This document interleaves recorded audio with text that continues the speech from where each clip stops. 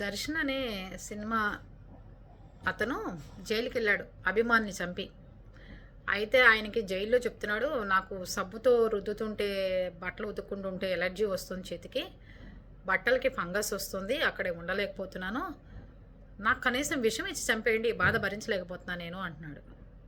మరి నువ్వు చంపినప్పుడు ఆ అబ్బాయి ఎట్లా తల్లడిల్లిపోయి ఉంటాడు? జడ్జి గారు చెప్పారు, ఇంటి నుంచి భోజనం ఏంటి, ఇంటి నుంచి భోజనం కట్ చేయండి, ఇతనికి జైల్లో వండినవే పెట్టండి, జైల్లో ఉన్న అందరు ఖైదీలతో పాటు సమానంగా ఉన్న భోజనాలే నీకు ఉంటాయి, అందరి ఖైదీలకు ఏమైతే వసతులు ఇస్తున్నామో అవే ఇవ్వగలుగుతాం అంటే, కాదండి నాకు పరుపు ఇప్పించండి, దుండి ఇప్పించండి. చనిపోవాలనుకున్న వాడికి పరుపు దుళ్ళు ఎందుకు?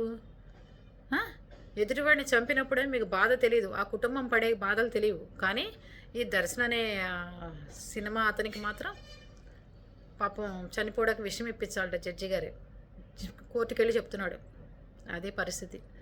శిక్షలు ఎంత కఠినంగా ఉండి నేల మీద పుడుకోబెట్టి వెళ్ళని ఇలా చీకటి గదుల్లో వేస్తేనే బుద్ధులు వచ్చి ఇంకోసారి చంపాలి అంటే ఆలోచిస్తూ ఉంటారు.